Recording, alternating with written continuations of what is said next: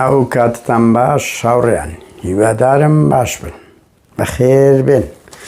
بەخێر بێن هاوڕێیان هەندە وردەشت بڵێن یەک تا هاوڕێیان کۆ دەبنەوە مقدمات ئەوە جارش کەشتم باس کردن چوبنەکن نەژادی عەزیزاقا هەبوو خۆی جێگری سەرۆک پەرلەمان بوو لە نەوەتەکان ئەوەی زەوهەرنامەقی ئیتر برادەرش بێژەر یەکێتی گوتی پێم گوت کاک نەژاد دەمانێت 5 دقیقە قسە بکەین وتی کاک هەستم بڕۆن دەرێ ئەم 5 دقیقە بەس بدایەت و قوڕخاوێنکردنەوەیە ئەمەش 5 دقیقە یەکەم بدایەت و دروست ئەوەیە ینی بە گەرمبوونە سەرۆکی ئەفغانستان هاوڕێیان هەڵات وەک هەموو سەرۆکە ترسنۆکەکانی دنیایە وەک هەموو سەرۆکە تا ئەن سەرۆک و وەزیری بەرگری و دەیان بەرپرس و پەرلەمان و سەرۆک پەرلەمان ئەو میلەتیان بەجێهێشتۆ لەبەرەوەی خاوەن مەبدە نین هاوڕێیان خاوەن مەبدە نین سیستەمی مافیایی و گەندەڵی و قەت بەرگە ناگری کوڕی ئیتیحاد سۆڤێتی و کەمپی ئیشتراکی ڕووخە کەمپی ئیشتراکی و ئیتیحاد سۆڤێتیشێک لەوانە گەندەڵی و نادیموکراسی بوو ئەوەی ڕووخە ئەو سەچێتی سۆڤێتە گەورە و گرانە هەر ئاوا بوونە جیلی هێشتاوەش بە بیریان دێ بڕوا بکە لە زانکۆ بووین هەموو ڕۆژێ خەوەریەوە بڵاو دەبوو پۆلۆنیا ڕووخە ڕۆمانیا ڕووخە هەنگاریا ڕووخە هەم کۆمەنیست بوون ئێستاش هەماشتە کوو ماوەیەک بەهاری عەرەبی شۆڕژەوەی دەست پێ کرد ئێستا ئەفغانستان ئەوانە کە 20 ساڵی ڕەباق ڕەنگی هەندێک هەبن بگلەی بکەن برن ئەمریکا وایە ڕاستە بەس کاکە خۆ ئەمریکایی لە ئەبەد لۆت نامێنێ 20 ساڵ کوردەڵێن 1 بلیۆن دۆلاری لێ سەرف کردیە ئەجا ئەو هەموو بندیوارەیەکی کوردستانیان هەبووە کواسە 100,000 چەکداریان هەبووە کەچی بە فعلی 50,000 هەبووە وەڵڵا برا عەزی من بەشرەوە ئەو ئەمریکا بستە هەر شوێنێک ئەو بندیوارانە زیاد دەکا دنیایەک ڕێز هاوڕێیان دنیایەک ڕێز بزانن ئەو سیستەمە مافیا و گەندەڵانە کە دەسەڵاتیان هەبی جەلادن کە دەسەڵاتیان نەبی ترسنۆکن هەڵدێن ئاوە میلەتەکەیان بەجدێنن لە بۆ ئەو تاڵیبانە تیرۆریستەی بەڵام خەڵکانە کە مەبدەیان هەبی هەر لە ئیسلامیەکە و شوعیەکەوە لیبراڵەکەەوە خەڵکێکی ئازادی خوازەوە مرۆڤ دۆستە چی ڕێکخراوی جیهانی ئەچەقێ دیفاعاکە مقاومەت دەکاتن لۆ باوەڕی هەیە باوەڕ لە بۆ پارە ئیش ناکە دەست نییە وەکو هەژار و دەوڵەمەند چەند دەوڵەمەند بی ترسنۆکە لەبەر خەمی ممتلەکاتی بەس هەژاری دەست بدە هاوڕێیان خاڵش کەش بڵێن پیرۆزە دەتەوانەوە من بڵێم ئەو شتە حتمیە کوردستانیش ڕۆژێک ئاوا جێمانێ دەبی ئەو سیستەمە مافیایە ئاوا کوردستانی کاول کردیە ئاوا کلۆر کردی ئاوا بۆگەنی بووە بڕوا بکەن بەس تەوقیتمایە زوو درەنگ دەڕوخێن ئەو چەتانەی ئێستا هەڕەشە لە خەڵک دەکەن ئایا ڕۆژێک دەتان بینینەوە گەلیش نەتان ڕوخێنی ڕووداوی سیاسی لە ناوتان دەبا وەڵڵا لەوەی ئەفغانستان خراپترتان لێدەی دەزانم زۆرتان غەدر کرد زۆر تاوانتان کرد خوا هاوڕێیان ناویان بنووسن شوێنیان ڕۆژێک دادەیە ئەو چەتانە ئاوا ئازاری هەمومان دەدەن لایان بینینەوە وەش پیاوەکانی بەس ئەمە دیتمان ئەو قسانەی کتاب هەبوو دەیانگوت ئەو قسەی کتابە ڕاپەڕێنی شۆڕش بە چاوی خۆم قسەی کتابم دیت بۆ واقع ئەوە ژن و کچ و منداڵ و پیر و بەگەودا کوردی و فەیلەقیان لە هەولێرگرت بەهەرحاڵ لە ڕانیان لە سلێمانی لە گەرمیان لە زاخۆ بەهەرحاڵ هاوڕێیان خاڵش کە دەمەوێت بڵێم بەردەوای بچین ئەسەسمە سەر خاڵەکەی ببورن بەخێر بێن هاوڕێیان بەخێر بێن تکایە ئەمن زۆر حەزم لە بابەتی گەندەڵی نییە بەڕاستی ئیشی من نییە من حەزم لە ینی ئیشی خۆم مافی مرۆڤ چالاکی ئازادی سیاسی ئەوانە زیاتر ینی هەر کەسە بە اختصاصی خۆی هەبیت بەس ئەمن ئەوەندەم لۆدی دەمەوێت دەست بگرم دژی ینی زۆر خۆش هاوڕێ ئەنجێم لێ دەبی مەسئولە جوونم پێدەدات خەوی دەزڕێنم زۆر مرتاحم عیب نەبێ ڕاحەتی سیاسی دەبم بڕوا بکە کە دەرێن ئەو مەسئولە جووری پێدایە قسەی پێگوت یان پۆستەکە لە سەدەگا زۆر خۆشە سەرودری مەسئول و دز بگری لو الروانگەوەش فەسادەکانیان بڵاو ئەگەنە ئیش من نییە ینی هەر کەسە باوە بەس زۆر خەڵک لۆم خەبەرم لۆ دەنێری ئەوە دزی کرد بەس دەبی ئەو خەڵکە یەک دووشت بزانێ ئەو گەنە کاچم بە نازناوەک دێ زۆر زار گەمەی سیاسێ زۆر زار یعنی معلوماتەکانی غەڵەتە ئەمن بەناوی خۆم بڵاو دەکەمەوە کاکم فەلە ناوەشی فەلە دەبی گلەی نەکاتن ئەمن چێ هەیە بەڵگەم بدەنێ هەر باڵک لە هەر حزبێکی هەر بەرپرسەک بەڵگەم هەبی یان سقە بۆ کەسەکەی بکەم وعدبی لۆیان بڵاوکەم لەبەر چ سەرە پلەکە هەولێر گوتنی ها یەک پلە لێی دەدەیتە ژۆرێ بڵاو دەبتەوە با ڕسوا بن با سەر و دریان بگرین هەرچەندە نووسین و ئەوە زۆر سوقلی نەمایە 30 ساڵە کورە مەقسە دەکەین بەڵام لەگەڵ ئەوەش تکایە نەتووڕە بن نەش گەمەی سیاسی بە ئێمە بکەن مزداقەتی خۆم لە هەموو خەبەرەشی پێدا گرنگترم چاوم نە لایکە نە لە کۆمێنتە نە لە قەرەبارەخکردنی ئەمە دەمانەوێت پەیامێکمان هەبی خزمەتێک بکەین لەو ڕوانگەوە بۆیە شتێکی دەقیقمانیان بدەنێ دەزانم هەندە جار هەیە خەڵکە ڕاز دەکەی ئێ بەش کاکە وەڵی وەختی دەوێت تەحقیق بکەی و لێ کۆڵی ئەو بە دواتچوو بکەیەوە هەمووش دەرێ قسەکەم ڕاستە نازانم ڕاستە وەرە دوکۆمنتی بدە من بزانە کو لە لاهور و پاڤێل و مەسرور و مەسعود و نێچیر و کورە عومەری سەید عەلی و کورە هەتا لەسەر پەکەکەی کاکە ئەگە بڵاومان نەکردەوە حەقتان بی یعنی بەڵام کاچی بەڕاستی خۆشیش نیە هەرێک دێ بە نازناوە شتەکرد دەداتە کە لێ بڵاو ناکەیەوە غەڵەت دەدەی ئاوڕێن بێنە سەر بابەتە سەرچەکە دەست پێ بکەین تەواو بەخێر بێن هاوڕێیان بەخێر بێن دنیای ڕێز هاوڕێیان بڕوا بکەن ئەوەی لە دۆرێ و بارزان ڕوویدایە هیچی کەمتر نییە لە سلێمانی دەمەکە مامە هاوار دەکەین پارتیار بۆ خۆی بەهەیە منی ئیش دەکە یەکێکی بە هەڵەشەی و دەبێ هەموو خەڵک عیان ببات هەموو خەڵک بزانی تەبعی یەکێتی وایە وەخت خۆنی ئاڕێن ئەمە لە فلکەی چەپ بووین ئەو لێرە ئەو نوقتەیە بڵێن لەسەر یەکێتی شەڕیان دەکرد شەڕ هجوم بوو ئەمە لە فلکەی چەپ دەمازانی ئەو شۆ هجومە داهات ناگولەن کەس بە عەزمەکە ئەو شۆ هجوم دەکرێت یعنی هێز چووە یان بەر لە ئێوارەوە هێزیان دەبرد و دۆشکیان دەبرد و ئیتادیان دەبرد پارتی دەیزانی هجومە یاجێتی تەبع عەشائیریە لەو شتانە بەهەرحاڵ ئەوەی لە سلێمانی ڕوویدا بڕوا بکەن لە بادینان ڕوویدایە ئەمە بە بەڵگەوە باز دەکەن جگە لەوەی نێچیر کلک و بەعاڵی کرایە و کرایەتە تەها مەعدی معروف دەمەکە ئەمە ئەو دەڵێن دووبارەی ناکەنەوە ستا خاڵش کە باز دەکەین کە بەشێک لە وزانیارە ناوڕانی کاک مەکی ئامێدیە من وەکو ئەمانەتەشی ڕۆژنامەگەری باز دەکەم لەبەرەوەی کاک مەکی بادینی قسە دەکە سۆرانیەکان تێیناگەن مەجبورین ببینم تەرجم هەندێک شتی زۆر گرنگە یان ئەمن پێم خۆشە بوارم هەبێ باز دەکەم چکە بەڕاستی خەبەرەکانی باش و دەقیقن یعنی ئێمە دەتوانین سەرچاوی ئەو نەوعانە وەربگرین کە ئاوا ئاگادارن بەس کاگە خەڵکی شارە زوور سلێمانی چێ لە بادینی تێدەگە فەقیری لەو ڕوانگە بەشەشی ویە بەش ئێمە بە خۆمان زانیاریمان هەیە یان دەخبار دەخوێنەوە هاوڕێیان ماڵی بارزانی مەسعود بارزانی ساڵێک دەبی زیاترە بڕوا بکەن مەسعود و کوڕەکانی هەموو شت لۆ خۆیان وەختی خۆی نێچیروانە بوو نێچیر وەکو حەیوان هەیە ئاژەڵ شادس نێچیر 170 دەدزی ئەویت کەی دەماوە دەیدا بەرماوەکانی خۆی نیەکۆ شێر و پڵنگ و کەمتیار کە شتێک دەخوا بەڵام هەندێک بەزی دێلی تێر دەبی دەڕوا ئیتر چیت کە دێ گورگ دێ نازانم ئیتر کەمتیار دێ باز دێ بگورە باز دەڵێن بەس شتی گەرما و گەرم دەخوا فرێش دەخوا نێچیر بەرماوەی خۆی بەجی دەهێشت یان لی دەگەڕا هەرێکە و هەندێکیکە بدسی مەسرور لەوەتی هاتیە بەس بە خۆی و برایەکانی لەگە باپی تەواو قەپاتیان کرد ئەو دزیە لە خزمەکانی خۆیان بۆیە هەموو بۆڵەی خزمەکانی کە دەکەن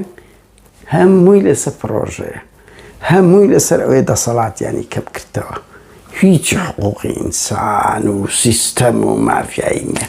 كالكوبال يعني كذب مسعود بي يعني قوتيا بريزوا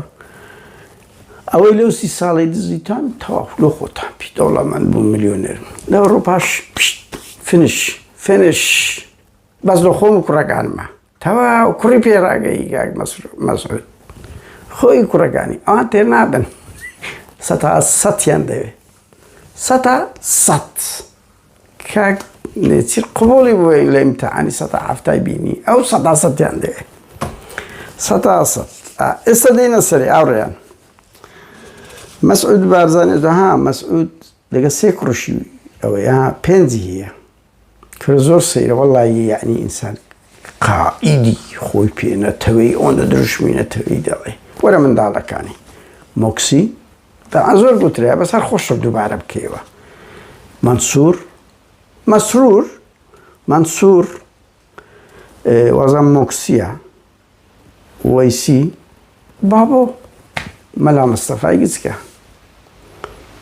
يعني ناو كان زوجنيك كتشي مردي بكرش كديا خدمة شو أزم برازايت راغب لي ورقتي توا كتكانش منيرة نبيلة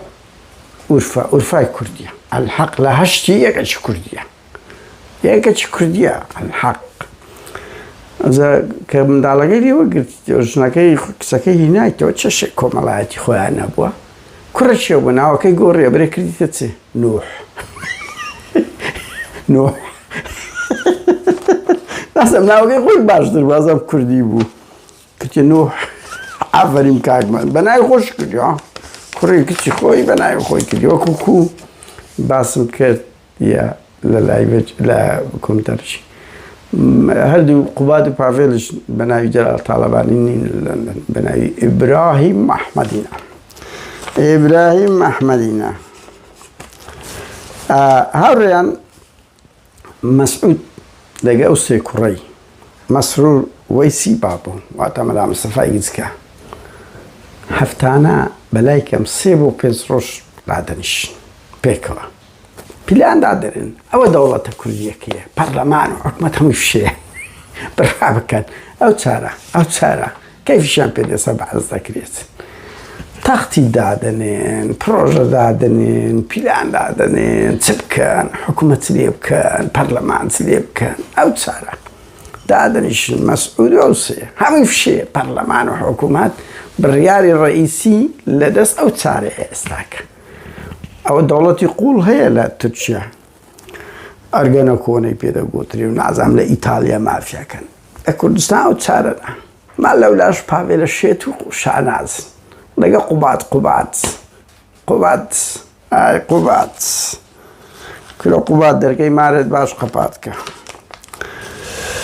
هاورينا أنا كود ابن زارزارش نتيرة شاد دستن نجاري عند عدنشتن بس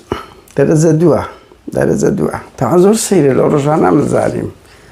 إدريسي بارزاني براي مسعودي چار كورية نتيرة دلوفان لداك سليماني كي جزء ممكن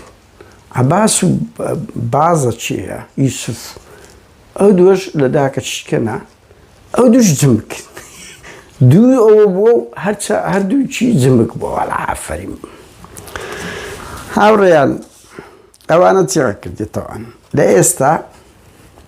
سداد بارزاني تروكرا جيتو قلناك مسرور كالكوالي جسد زي تعلاني نكلا ولا كسرشي يعني عقوبة دالة سوي زي تعلاني لك خلقش أمين تدابني نعم لو خوش نهاية ولا سعوها مفزعات سري شو أخلاقية لقندك خوي لألكا نمسك قفلي عندها لما عرداني اشتوك لبوينية بستا ألمانيا كجنسية هي جنو من دارك كي لي يندر لبوينية تان حولي دا مسعود قبولي نكت دانشا رأينا دم ديش جترسين نبر اي بيتا أوروباي قصدك خوشان دزانن نهاية زور نهيني بيا ورأيهم يستاش نهيني وشتيلة دا يدر بتشتن بارحل دلشادي شاهينا يتولى بارسان دهنا وجيه جو بخطان دزانن يعني بيتخاون بيداوي ستايبتي سیاده چیه ئەوی شوازام هیچ دەوری نمایە ئێستا ئەو وەکو گوتم دەوڵەتی گەورەی بڕیاردەری دەڤەری زەرد بەلای کەم یان ئەو چار کەسەنە مەسعود مەسرور وەیسە بابۆ تاوان بابۆ کوڕە گچکێسە ئەوەیە حاکمی مطلقی دەڤەری بارزانە یعنی ئەو حاکمە مدیری شارەوانیە مەسوولی پۆلیسە مەسوولی ڕاگەیاندنی بارزانە ئەو هەلیکۆپتەریشیە هەلیکۆپتەرشیە تاوانها چەند بەرپرسە گەس هەلیکۆپتەریان هەیە نێچی لە مێژێکی لە 2007 بە 500 ملیۆن دۆلاری وازم کڕی نازانم شتەشی وا بوو وەخت خۆی هاوڵاتی نووسی دەقیق نیم بەس بە 100 ملیۆن دۆلار بوو بە دۆکۆمنتەوە بڵاویان کردەوە ئیتر دوایە مەسرور شاتە سەر حکومە هیچمان فڕۆکەیەکی تایبەتی خۆی کرد پاڤێ لە شێتیشەوە ماوەی چوو فڕۆکەیەکی بە 75 ملیۆن دۆلار کڕیە دەیان 100 ملیۆنی دزیش لیستی ئاو پەیمانی دزی هەر بە کەڵەگایی ئەو بڕۆم بپرسن گۆڕان زۆر چاوی لە 35 ملیۆنە بوو کە بە تەماوە بیدەنێ ئیتر لێ وەگرت هەمووی برد فنیش پیشە خواردی کاکە پاڤێرە دێ باز چاکسازی شتەکە هاوڕێم بێمەوە سەر ماڵی بارزانی ئەوەی کە کرایە کۆدەتایەکە لەوەیە کلک و باڵ و هەموو پرۆژە ئابووری و سیاسی و کە پێشان دەیاندانێ لە نەفت لە تجارەت هەمیان لێوەگرتینەوە لە ماڵێ دانیشنەوە خۆتان ئەوەی هەیتان بە 600 ساڵی کەتان دەکەن هیچ کە لە بۆتان نییە هەیت لە هەمووی دەریان کردینە بۆیە هەم برایەکانی ئەوە هەرسێکم پێگوتن هەمیش برازاکانی کوڕەکانی سابیری چون مەسعود چەند برایەش کە شە بوو کە سەدام کوشتی لە داخی مەلا مستەفای چوونە دەرێ ها نەک لەوەی ئەو زۆر جار باسەکە سەدام بەڵە دەست بابت ڕۆیشتن سابیر هەموو کوڕەکانی سابیر هەموو کوڕەکانی تڕۆکرایە هیچ پرۆژەیەکیان نادرێتی نەفت و شتی و عەلایان پێشان درێت لێیان وەرگیراتەوە تەنیا سیروان بارزانی دەوریمایە دەزانن بۆ لەبەرەوەی سیروان بارزانی لە 2003 بە پارەی مەسعود بارزانی ئیش دەکات تجارەت دەکات هەموو پارەکانی سیروان بارزانی بە پێی ئەو زانیاریانە تاوانەی من نییەوە مەکی ئامێدی دەڵێ 170 مەسعودیە 130 سیروان و ڕەنگی 100 هێڤیلۆڤەکان بیت وەنێ سیروان مامەس کوڕەکانی لوقمانی هەموو تڕۆکڕێنە ئامۆزاکانی موهەیمەن و هەموو ئەوانە وەخت خۆیەتی مامیان پێدەدرا ئێستا هەر تڕۆکڕێنە تا بڕۆ لە خۆ لە گوندی دانیشە و نەخشەکەی بینەوە هەمینیان لێیدا ڕەبیع ئەوسانە ئەو نازەمە ئەو ناوانە هەموویانی تڕۆ کردیان بە خۆیان تەواو حاکمی مطلق کوڕی خۆی پێڕاگەی یەدرتاو کورەوانە کوردستان بە مڵکی خۆیان دادنێن بەخۆ بە ماڵی تاالەبانی حزب چیە نەک حزب کورەوانە گونە شیروان ئەخیری حزبەکەی دەسریمی کوڕەکانی کرد زۆر بەهێمنی ئێستا سنەماڵ چییە تەواو گۆڕان مڵک ماڵ هەموو بە ناوی وان کرا یەکێتی هەماشت پارتی هەماشت حزب چییە ئینەوەی ئەمەیە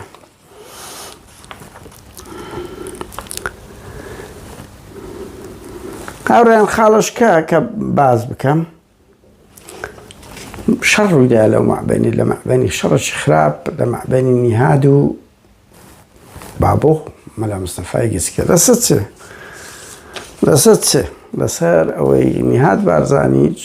بارزان سوڕا بۆ لای نازەم کێشێک لە گوندەکان چای بە شوێنێکی زۆر استراتیجی کرد بوو وەڵا قەسرشی لێرە دروست دەکەم کاکم بە ئیشە لە خۆی هیچ ئیشی نمایە کلک و باڵیان کرد ینی تحت المراقبەیە لە بارزان لە بۆی نییە بێتە هەولێرش بڕوا بکە هەموو پرزگەکان ئاگادار کرایتەوە لە دوای و فەزاعەتە ئەخلاقی لەگەر ئەو ژنەی لێی کەشفوکە هیچ تێدا نەما ئیتر بەخۆیان پێشتر لی بێت ئەو بوونە ئەوەش یاد سەرێ ئیتر دەبێت دەرێتم قەسرشی دروست دەکەم شۆفەر ئەوانە دەینین ئیتر بە بێوەی پرس بە هەتا بە بابۆش بکە کەم حاکمی مطلقە بەبێ بەلد بێ لێدا عەردی لێدە لە بۆ سەرچیایی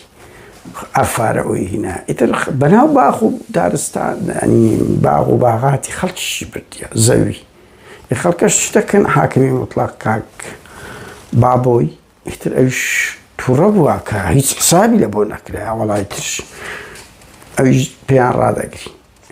وارێ نێهان دەچۆکن ئەوەکان لۆ ڕاتان کردی وەڵا بابەوەی گوتی کاکە جێمەدەنا منداڵی بڕۆن دەست پێ بکەنەوە دەستیان پێ کردەوە دیسان خەڵک خەبەریاندایە وەڵا بابەوە ئیتر دووسێ سایق عفارەی دەگری و هەموو عفارەکان دەبا و ئیتر تەلەفۆن دەکەن دەبتە شەڕە دەو لەگە مامی نێهات پێی دەڵێ مامی پێی دەڵێ ئەمە نەبووینایە تاان ئەو زانیارەنەی من نییە هاوڕێن وتم مەکی ئامێدیە ئەمن تەرجمەی دەکەم ئەو خاڵە ینی بۆیە وەکو ئەمانەتەک کە ئەو ئاگای زیاتر لە وردەکاری نێوانیانە بڕواکە ئەو ینی زۆر وردەکاری ئاوەی لەگەرە و ئەو فۆکسەی لە سەوی دانرایە لە ئێمەنیە لە بەرەوەی بادینی و تەرکیزی لەسەر بارزانە بەڵام ئەمن پێم گرنگە و شتانە باس بکەم بەڕاستی ینی لام گرنگە بزانین و ژیانی ئەوانە ژیانی پریڤات نییە ڕابتە بچووکترین کاریگەری وەکو پاڤێل و لاهور تەسیری لەسەر هەموو کۆمەلگا دەکا ئیتر نهات پێی دەڵێ ئەمە ئەگەر بابت ئەمەی لە پشت نەبووە نەدەبوو مەسعود بارزانەی ئێستا بەس ئەوی لەو بابتمان قوبڵ کردیت کە لە تو قوبڵ ناکەی ئیتر ئەویش پێی دەڵێ لە بۆت نییە و وا بکەی هەر لە ناو گوندەکە زیاتر لێت ناگەڕێم بسوڕێەوە نەکەرەوە ئیتر بەڕاستی ژۆی لێ کردیەوە بزانم مەسعود بارزانیش دەستخۆشی لێ کردیە کە حدودی کوڕەکەی حدودی لە بۆ برایدا نایە شەڕێکی گەرم بووە لە مابەینیان سەنیهات نیمچە تحت المراقبە لە بۆی نیە بێگەڕێتەوە ئەڵمانیا دەزان بێتە درێ قسە دەکە هاوڕێیان خاڵشکە باسکەین خاڵشکە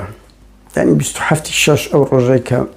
دوای ئەو هەموو ئیدانە نێودەوڵەتیە ینی کۆدەتای مەسرور کۆدەتا بە مەفهومە نا یان بنهوڕی مەسرور لە کەیسی زیندانیانی بادینان بڕوا بکەن ینی زۆر بە بەسیتی لە سەرماندا تێپەڕی زۆر بە بەسیتی لە کاتێکدا تەحولەشی زۆر گەورە و خەتەرە من بۆ خۆم یعنی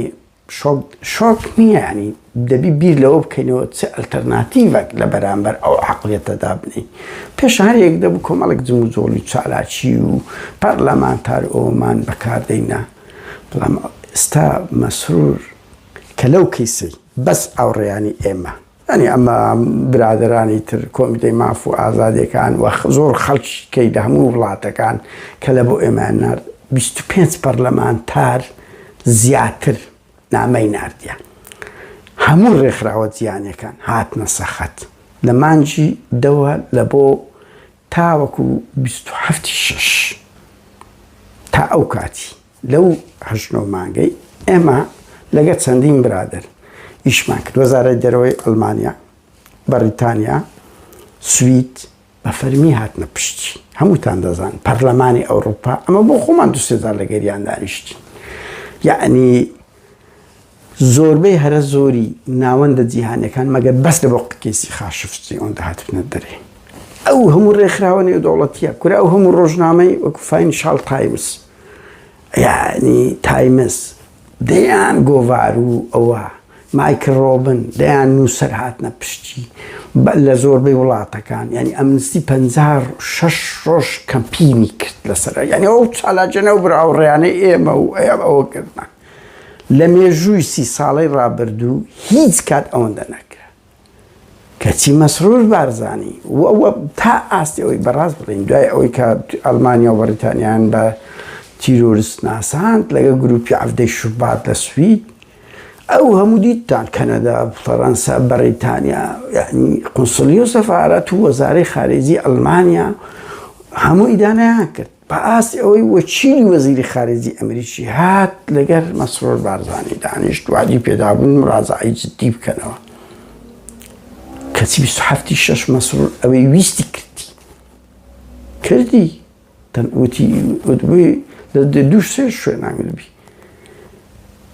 خۆم لە سەدانابی ئەوانە ئازاد ناکەم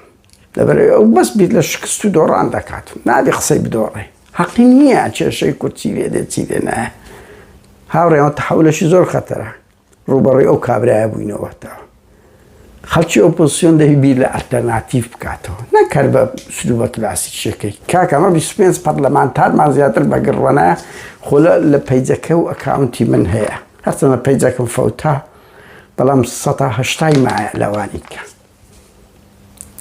یان داونلۆد هەیە لە کنەخۆم بەهەرحاڵ بۆ تێنەگەن ئەو شتانە هەمووی دەفەوتێ لە تاریخ ئەمە هەموو ئاوریان دەتوانن لە فەیسبوکانتان بڕۆنە بەشەکەیە هەمووی داونلۆد بکە فەیسبوک ئەو حەقت پێ دەدەن 25 پەرلەمانتار زیاتر بەس ئەوەندەی ئێمە یعنی ئەو برادەر و شتانەی ئێمە و کۆمیتەی ماف و ئازادیەکان و بە هەزاران شتمان ئەوە کرد بڵاو کردەوە ئاگادار کرد بە هەزاران پەرلەمانتار و ڕۆژنامە ئەوە لەو دەژن و مانگەی بە هەموو دنیا ینی خەباتێکی زۆر گرنگی نێودەوڵەتی کرا چەندین ڕۆژنامەی جیهانی چەندین وەزارەتی دەرەوە بە ئاستی وەکو گوتمە چیری وەزیر خارجیە کورە جێرمی کۆربین هیچێک لە ئەملاقە هەرە گەورەکانی دنیایە کەساتێکە لە بەریتانیا ئێوە هاتە پشتی ئەی هاوار یعنی بەس مابوو ترامپ قسەی لەسەر بکە بە جددی بە کەو دەمی لەو کەیسە بوو کەسی کاک مەسرور ملهۆڕی خۆی کرد 27 شەش کە دووبارە تەزدیقیانە ئەو بڕیارە ئەو سێ دادوەرە ناپاکە کرد کە مێژوەکی ڕەشی قەترانیان ئیلە لابەت دە بۆ خۆیان تۆمار کرد و قەتیش لە بیرمان ناچی قەت مەحاڵە ئەو زوڵمەی لەوە نەکرا بۆیە ئەوە تحولێکی زۆر گەورەیە ئینسان دەبێ بگۆڕێ هێزێک ئەگەر ئۆپۆزیسیۆن بێ ئەگەر خەڵکی ڕەخ نەکە دەبی بیت ئالتەرناتیڤ بکاتەوە نەکەر بە هەمان ئوسلوبی کلاسیک و هاوڕێیان من لەو ڕۆژی وەڵ 27 شەشەوە نازانم چ بکەم لەگە مەسروری چ وەسیلەشکە بەکاربینن بە جددی کە بێزارم کە چالاکی ناکەم نازانین چ بکەی یعنی چی بکەی لەگەڵ بکەی هەتا ئەوە بی سەر لەرێ بچین مزاحرەی لە سەجادەی تاوانە ئەو شتانە هەمووی باشە ها پەیوەندی بە نێودەوڵەتی هەمووی باشترە لەوانەی لەو گروپەی کەدا دەنیشن هیچ ناکەن بەس قسە دەکەن نەسیحەتی خەڵک دەکەن نەنا هەموو کات جوڵە باشترە لە دانیشتن بەڵام ئینسان دەبی لە ئەلتەرناتیڤ بە پێ عەقڵی ئەو دەسەڵاتە بکاتەوە تۆ دەسەڵاتەشی دیموکراسی تەبی ڕەنگی یاداشتی بدەیە ڕەنگی بە مەقالەیەک بیگۆڕی وەکو ئەوروپیەکان سەرۆک وەزیرانێک ئاڵوگۆڕ لە سیاسەتە چی بکەی وەزارەتی دەرەوە بۆ زانیاریتە راپۆرتەکانی لە جەرائید دەنووسرێ ئەمە لەگە وەزاری دەرەوە بوون تا بعد پەرلەمان بڕوا بکەن لە سوسیال دیموکرات هاوڕێیەک من دەگوت 5 کەس لە یەک ڕۆژدایان لە یەک هەفتەدا سەر یەک بابەت شت بنێرن دەبی کۆبنەوەی ئەمە لەسەر بکەین کۆبنەوەی لەسەر بکەین ئاڵوگۆڕ بکەین 5 کەس کەچی ئەو هەموو دنیا مەسرور فشەیە دادگا و قەشمەری تیرۆرستن تەواو هیچ بەڵگەش نەبوو هیچ بەڵگەش نەبوو قەشمەری تەواو ئەنە دەولەوە دەولەت و ئەنا فشەیە گرنگ نابی قسەی مەسرور بارزانی بشتە گرنگ نابی ئەو 5 گەنجە بوێر و تێک و شەرا خۆ وەڵڵاهی مەسرور بارزانی تۆ ئەمە پێویستمان بە ئیلهام و ڕەمز و مقاومەتە بزانە سەردەشت سۆران کاوە گەرمیانی ویداد چه ئیلهامەکی تەسیرێکیان دروست کرد لەسەر جیلێکدا ئیلە الئەبەد وەبوونە بەڵگە لەسەر تاوانەکانتان ئەوەش وایە باوەڕیان قەت ڕەشبی نابی ببین یعنی خۆ تورکیا و هەموو وڵاتانی ئیخوانی و بڕێکخراوی جیهانی و ئازادی خوازان سە کەسی خاشەفتی بەو گەورەتی خۆی هیچیان پێ نەکرا سکورە بیلاڕوسیا ڕاست ڕۆژنامە نووسەکی لە تیارەی ناخوارێ یەکێتی ئەوڕۆپا گڕی گرت بایکۆتی و سزایدا و هەر تەقەی سەریان هات یعنی دیکتاتۆرەکان وان کورە ئەمە لێرە لە سوید ئیساکەکمان هەیە لە سویدیا ئێریتریە 12 ساڵە جیرایە سوید پێی بەرنادرێ لە ئەریتریا پێی بەرنادرێ کابرامەری نادە چی لێ دەکەی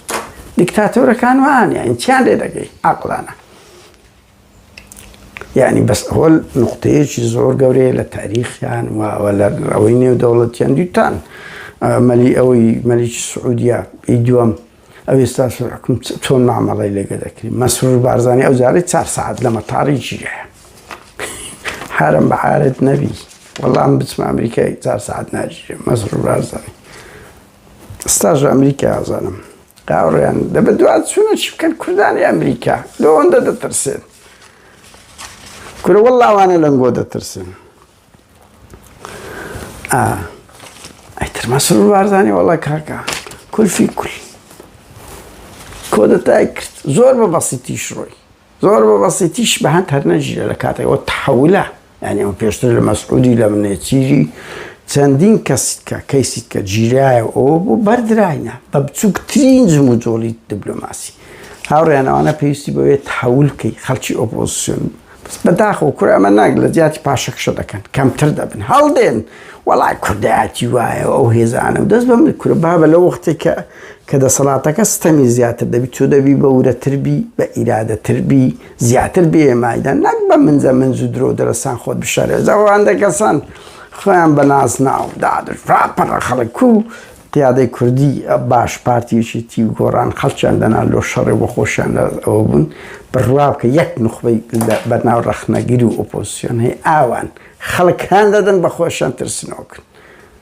ترسنوکن ده اروپایی نبریم بینه داریم کره بابا آزادی به زنگاوری ترسنوک نکرد بفشکر نکرد با نکرد خود در بخی بس آمازت خود در خستن بی خبات بوید دست پیش خباتی جمعوری بکی مدنی بکی دوبر پرس ناوند زیانیگان بگیری کورس منارات یچتی اروپا بکی بوید به هموی کوب کیه استوید بس خود بکشی پیوندی برای خراج زیانی بکی بیزارش نای خود لطک بنوسی و چی حزبی کرد عبدالوهاب اکمان اوله هولیری هم دیواری قضای هولیری نصیبو هر وعده کرد برنامه‌شی داره کرد ساشا مدیر پیدا بود نه وعده کم روش برنامه‌شی داره که نه وقتی خوشی تک درنسی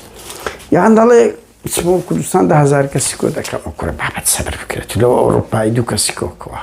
که مسئول که عطا شارکت سوا کم با قربان افشانتیه یا مسرور دیتا بلژیکی کس دیار نیا بروا بکن بانزرگراوی و کاک پیش روزی دومسی کسی روزی پاشته چی بیان بینم یک دو کردی بلژیکی زور بیشرمانه داوالا خالچی کردی یونان دکن لی برا پرن افشکر دنیا لبن پیلت بود چون شرم نخود ناکی خاوريان خالش كا بتينا سر كاك بافيل شت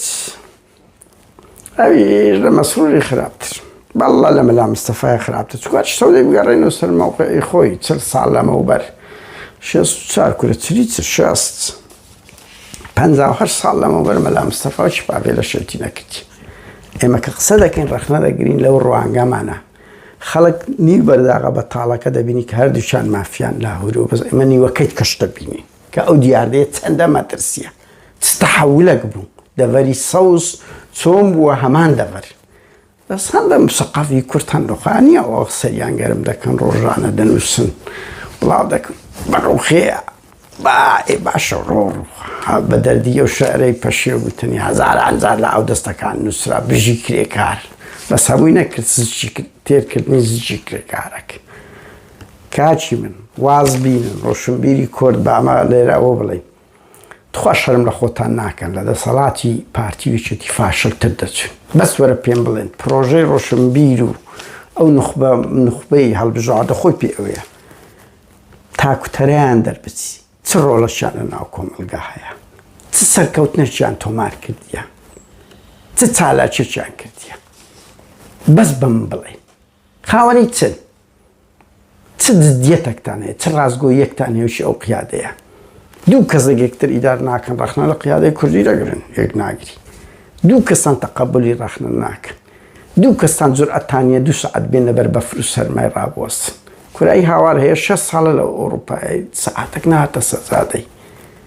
20 سالة 6 سالة يعني خصوصا سازادة قزم له يعني الروح يتيتي دابي كتي خلق هاندن دابي يغمي لا دراب بري هي بنازنا بيش ترسنوك ملت قمجة دانوسي ميقل يكري بخود قورترين ميقلي ترسنوشي يعني بتزدي ما شربتون لخوت عناقن همولا معلا شيرون دينا دنا ريوي أول جملة صبر زور بي او دنگ رخنا گران چه شيء ملا ودا یک نخوي پانو بریم پیدا بوا هموی ودا زانی خلچ پاکستان و افغانستان حسن کاشف سلوى اسطواني اوان یک بهم نيري جدروزن بو اصلا لمونت كارلو بو یک تشان عراق بو لا عراق بو لصدجي امريكا وەزان ئەوان محەلیل دەکەن کورە چاوەکەم عیبە لە چێوە ڕۆشنبیر و ئەدیب بچووکترین قوربانی نەدا کورە ئەوزە پرۆژەشی بچووکیان پێ بەڕێوە ناچی کورە وەڵڵی سەتان و هەتیان بگری ئێستا بەس نووسینیان لێوەر بگری هیچیان پێ نییە نوتقیان دەگیرێ نوتق وەکو ئێرێرە قوڕتە چۆن دەکرێت ڕۆشنبیر هەیە یەکورە فیدل کاسترۆ گیڤارە ئەوانەش ڕۆشنبیر بوون هۆشی منە گۆ ڕۆشنبیر بوو حیزب و ئۆزەلان ڕۆشنبیر بوو کاکچی من کاکە چالاکینا حیزبەکی دروست ناکەی فەشەل دەین کورە ئاگات لە خۆ بێت خۆ هاوڕێ ئەم دەتانم وەختی خۆی ئەندە کۆمونیستی کارگەری هەبوون ئەندێک لەوان تونتر بوون ئەنتەرنێتش دەیان و فەلیەسقوط الدەولە بجەمیع ئەشکالها زۆر ڕاستە بڕوا بکە ئەگە دەوڵەت نەبی زۆر جوانە 48 ساعت کار لە کوردستانە کاتێک دەبێ ئیشی و ناموسپەرستی شەرمەزاریە ناسیۆنالی شەرمە ئێرە زۆر ڕاستە بەس کورە بابە تو واقعەکە پشتت پێشت تەنیشت ئەولە خۆک و دروشم زۆر جوانە ئەو خەڵکانە دەری دەبڕن من قەزم لەوێ زۆر تەحلیلاتەکانیان نییە بەس خۆیان دەبینین دە 12 کەس لایک دەکا و کۆمێن دەکە کورە چاوەکەم وەرنە ناو خەڵک وەرنە ناو خەڵک وەرن دوو خەبات بکەن وەرە دوو قچقونت تەڕبیتن وەرە دوو شەڕەشەت لێ بکرێ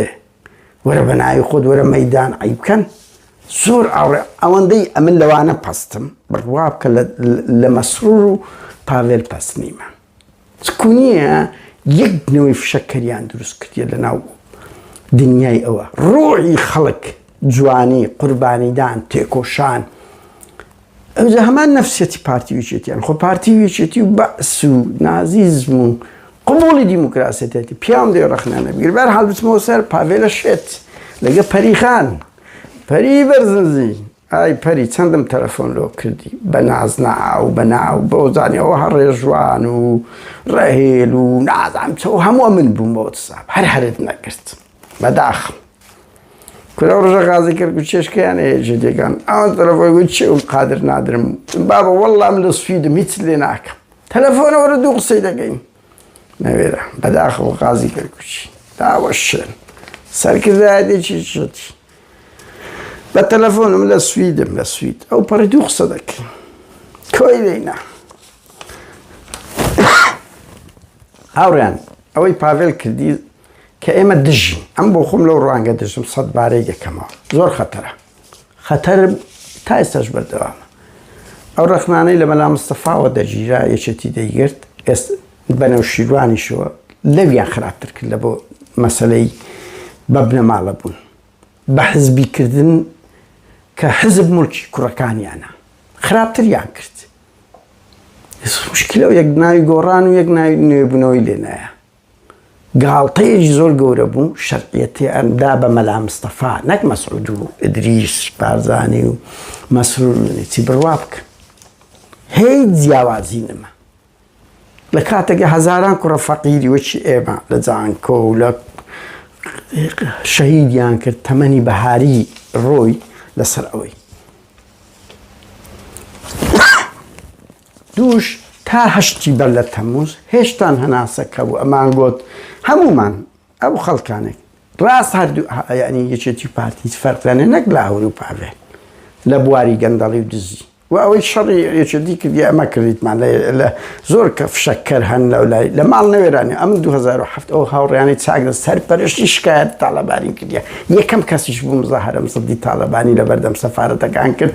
داوای دەستێشانەوەمان کرد و لە کەناڵی جەزیرەی شکایەتمان دەیان شتی وامان زەدی تاڵەبانی لەسەر جاشەکان کرد تاڵەبانی کەسێکی زۆر بێچاوەڕوو بوو لە دیفاعکردن لە جاشەکان مەسعود زیاتری دەکرد بەس تاڵەبانی زیاتر بێچاوەڕوو بوو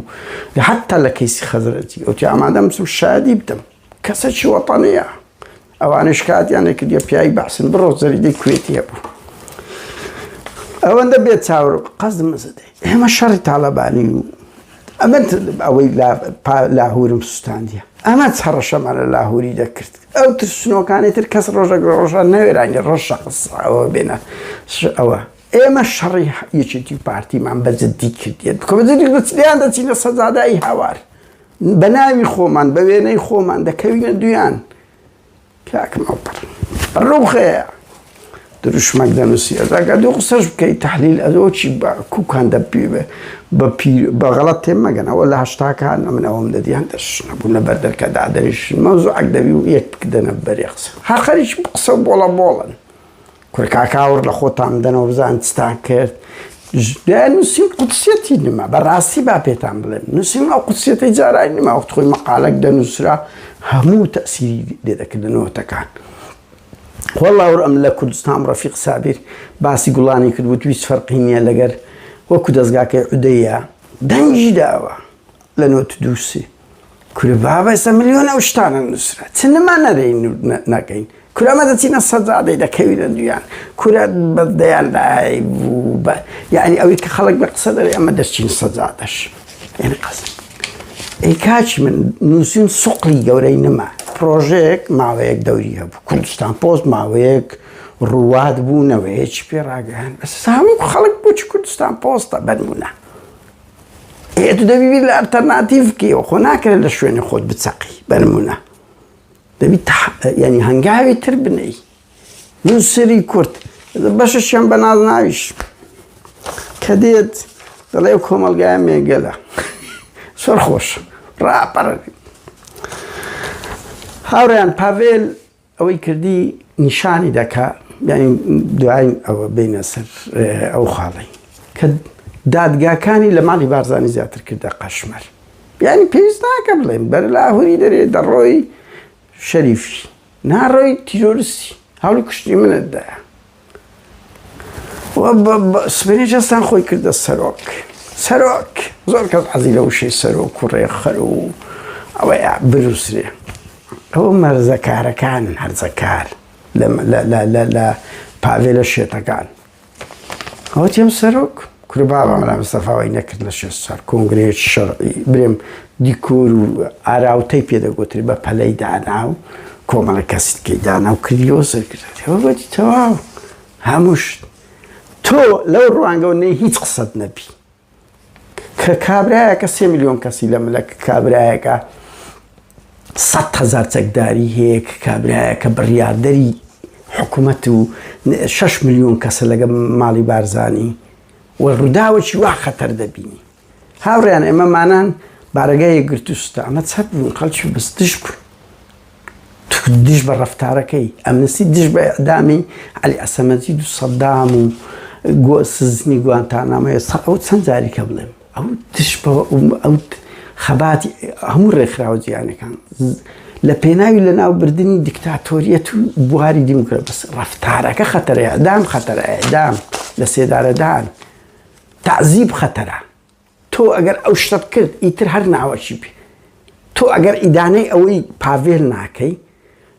ادته بونو ایام بیدنگ بیام بلی بابا اول شردو مافیا لو خواهم بشرات والله دروی دکن نترسنوچ يعني ناتيجيشن إذا سرزقان جنان زاني يعني استاك أو مسرور بازاني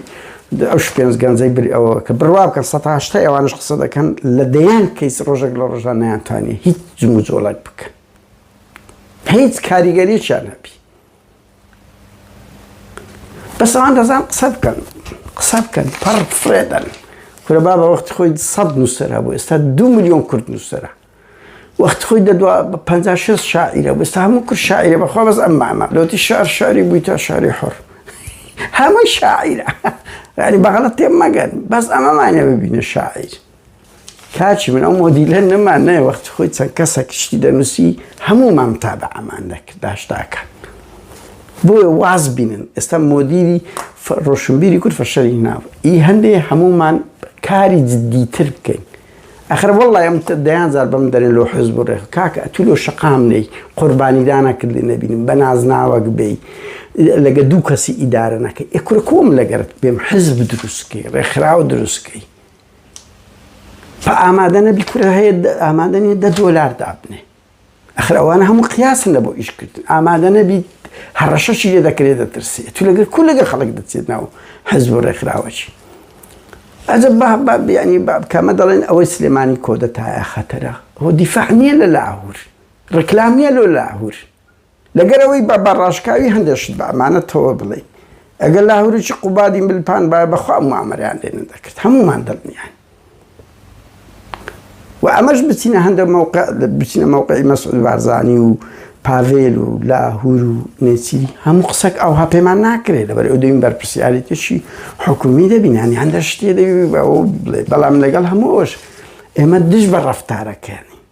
دش بو أسلوبين كآخر أول لقال آموزا وخاو سروك شيء حزبي كونغري خوي كايدا بيلقال إما ما نانسبك سبيل آزادي تسبك وشي قران جروبا كابون من أويا كدلهم تناقشتن لهشتي تموز حتى قران هبو بابا وقران حركة باشا لقر همو كمو كرتي بوخلاعاتش إما هل أواني دروي قران 20 سال بو 25 سال بو إيش ما نكرت نزاعت معنينا يعني أوانيان هيت معنينا بيوالهم أو نزاعت معنينا أوان هاتينا ميدان إيش يعني كرت تنجم مدى صلاة السنين لو دمي لقرمي تكوتوق لو أوروباش همو أما أقام لله همو أنا ناو حزبي سويدين أما بخون بقت دكادير أقام لا وحزب كاني سويدة بحكم برادر مان هنا وأنا يبقى أخوة ليش حزب تواني ليش فساتي ليش من الشكان دنهي ليش قندلي بنسبتك هي كاج من كقران درس بديهان كسلع السودي ولا بململاني ولا برتلدان لو بارتي ضدي بو او قران فشل هنا او تارما يرشي بلاو كردو او ها اوبوزيسيون ويران كرد او خيانه كرد تسمع كرد زوجان قلت انا ما نقول ادويتو احتشي ما خواني بلين تقييم مرازي خو منامي ماجستير دكتوراه ناين كاكا ما خبات دكن مثلا امريكا لمنطقه كشاو او افغانستان كشاو طالبان هات چه قازان زك راسته حکومت گندل بو طالبانی بلا یک ده بینن چند کار ساعتی که درست دکات داعش اگه پیش نجیره به همو دنیا چه کار ساعته چی درست دکت ترامپ اگه لسه حکم بما باید همو دنیا متعاطف ولگه بایدنی بس پکان شو یگانی امریکا شوا خو بایدن نوار رئیس مالی تروخ او ترا همان کری او سیستمی که ترامپ بس ترامپ قصد رقص پرستر بو بلام خلق ضدي أويا كورا صدام وأحمد عصام بكر كورا كاكا شاو خميني كورا كاكا صدر كوت أو حركات إسلامية يعني دينا حكم نتاو سيستم ديكتاتوريا كان نايم ديوي هنجين أصل ببيوي هيت عرقي بيبكا بيتا بردستي شي ما لقى أو نوع النخبر روشنبيرا أويا سجكي مورك ليدا والسربوية إذا والله همو أواني أوتوماتانا ددنا بالما بياو بن أجلاهور هاتا أوروباي بيك ودتين ورن أمن يكم شقاو يكم يلكيلي ددم بس أنقورن لبشتم رابواست ترسنوغ ما بناو دمي دا كوينة دوي لهر ولاتك داهات قصد من أسده لا بافيري ددين لا مسروري ددين ورن كاكا وخباتت شي مدني أخو إرهابني لو أوروباي دد قاي أو باري ساكتا كي دديوا بس نهايتان باري ساكتا كي دديوا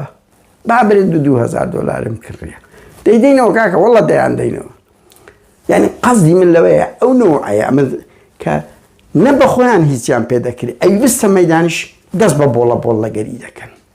ببيوي أور لأخوان بدنو كاتش من فشل تاني هنايتو بيويستا بلا الترناتيفي تركنوا وتسير نابي أما هريك كمان سيري خو ممكن كاك هريك كمان نخبيش زور دياري كراو محدد دنجي نارازين تأثيراتك من ريزم لو همو خلقانا شيء كقربانيك دادني من خلقك شيء بنمونا وكردستان بوست كاك كمال بنمونا كاك وس 20 سالة شو روشي أبينم خريكة ما عندي ده بيوزيقا الريزة بوز عيتي ده بلام دبي أو خلقاناش همو بزعنن دبي بير لألترناتيفيت كألترناتيف ونيا حزب الرخرة وكاكا ميتودي تركاري قرد خوستا ما دست ما بهنده ميتود كرت زورتان اگاتان نيا خباتي أوروبا وقت خوش بولا أو شنو من يكم كاس نبوينه بس أما زور تطوير ما بيكرت برلا إيمان أفراد محسوم بوزانيانة لندن 2 لتر شيء بيدا كرا بريم أوا كرا صبوغ سبي وبخوي سوري تماده 2 لتر يام بيدا كر كومونست كارجري كار ل 2000 كوقتي أوبنز كاديري أن تيرور كراب بس أنا هيك دوتش أقص أما كرت معنا موديل أو ل 2012 14 وخريج 8 سالة هيز برسكنا اما خباتي تلفون ما ندس بكر اما خباتي ناوەندە جیهانیەکان لە 2005ەوە پەرەمان پێدا کەتینە ناو کۆنگرا کۆنفرانس دیداری حەزبی حکومی دەیان و سەدان لە 2005ەوە لەگەڵ دەیان کەسیت کرد چەندین کەسیت کە دەیان نێ وڵا چەندین کەسیت کە من بەس لە سوید زیاتر لە 25 کۆنگرەمان لەسەر مەسەلەی جینۆساید و مافی مرۆڤ کردیە کاکە 25 بە قسە خۆشە ئەوە یعنی لە شوێنەوار دوو جار ڕێکخراوی یونسکۆ هێنایەتە سەقات لە بۆ مافی مرۆڤ لە بۆ جینۆساید تاکە وڵات لێ سەرکەوتوو بوو سوید بە قەزم بەس هێشتان دەبی بیر لە ئەلتەرناتیڤیت کە بکەینەوە لەبەرەوەی ئەو دەسەڵاتەکە تو نەگۆڕای دەبی بیر لە ئەلتەرناتیڤ بکەیەوە کاچم نەک هە لە شوێنی خۆت ڕابۆستی مراوەغەی بکەی و خەڵکی تووشی ڕەشبینی بکەی و زائیدەن هاوکێشی سیاسی چادەوروبەری خۆت نەبینی ئێوە گۆڕان فەشەلی هینا ئەوە یەکێتی لە سلێمانی دەرچوو ئەوە پارتی بۆ حاکمی مطلق ئەوە ئێستاکە یەک زوونی دەست پێ دەکات هەردوو زوون نامینێ و یەکێتی شتە بەشێک لە زوونی زەردوو ئەوە یعنی بەس ئەدی دوایە هاوکێشەکان چی لێ دێ کە خەڵک دەگیرێ کە خەڵک هەردێ چێ خەباتی لۆ دەکا بەجددیمە کە بە کەیف خۆیان قەوانینیان هاوڕیان لە دوایین شت بە ئەوە بڵێن بیرمە وەختی ڕێککەوتنی استراتیجی کرا 2005 وزارات تاالبانی کەس نەیزانی تا ئێستاش چ بچنە بوو جەلال و مەسعود و ئەوەکانیان 2005 تاوەکو 2012 گەورەترین زەربەیان لە وەزعدا بە کەیف خۆیان دەیان قرار و بڕیاریان جێبەجێ کرد کەسیویەکی ئابڕۆیدا پارتی دەبابەی هینە ئەی هاوار خەڵک قسەی دەکرد دەیان گوت لایەنگیری و بابە و دەبابەی هینایە لایەنگەری پارتی یەکێتی بابە لای من وەڵا یەکێتی دوای سویەکی ئاب و بەر لە سویەکی ئاب عەرز و ئاسمانی فەرق کورە بەر لە هەندێشت پارتی لەگە دەبابەی بەعز لە 30 تەمموزی 2000 ئەوە 95 ماڵمان لە ئای ئەسکەری بوو جێمان لێ دەبوو لە زنجیری دەبابەی شەوان وەمان دەگوتە جەلالی یعنی وەی لێ هاتیە تۆ نەوێری دیفاع لە مافی مرۆڤ بکەی لە ئازادی بیرۆڕا بکەی دژی کۆدەتایەک بی دژی ئەرهابەک بی مۆرەکت لێدەن ئەدی بە خۆت بیرەوە ناکەیوە ئەتو بە خۆت بەشێک دەبی لەو دژایەتی کرد لە پشتگیریکردنی ئەو کۆدەتایە بەو ئوسلوبە بەدیلت چییە لە بۆ پاڤێل تاالبانیەک ئەوها بە ئەنتەری دێ کوردستان دەڤەری سەوزی لە شەستەکانی مەلا مستەفای خراپتر دێکردی بە کەیف خۆی بەدیلت چیە لەو مەسرور بارزانی چ دەکەی هەر بە دروشم دیسان خەڵک بڕۆ سەزادەی و بڕوخێ و خەڵکاندن یعنی بێبی بیر لەوەی بکەینەوە هاوڕێیان ویستم هەر ئەو سەرنج و ئەوانە بدەم ئەو دوو بەروارە زۆر خەتەرە دوو کەسی هەرزەکار هاتینە دەسەڵات بە کەیف خۆیان ئەوە دەکەن پێشان بەخۆی دەسەڵاتی کوردی تاریک بوو بەس ئێستا زۆر تاریکترە هەر ڕاست کردیانە قیڕا و شاناز پەری بەرزنجی لەگە پاڤێلە شێت و مەسرورە مەلهوڕی بەجددی یعنی هەمویان تافر پێشتر ئازار ڕەحمەت لەوانی کە کاکە بەجددی لەوان کە قسەیان لەگەڵ دەکرا تەفاحومە بوو کوراوانە دادگا و قەشمەری ئەمە پێشتر معاناتمانەسە دادگاوە لەسەر دادگایان هەر کردەمە هەزەلا کاتە چی خۆش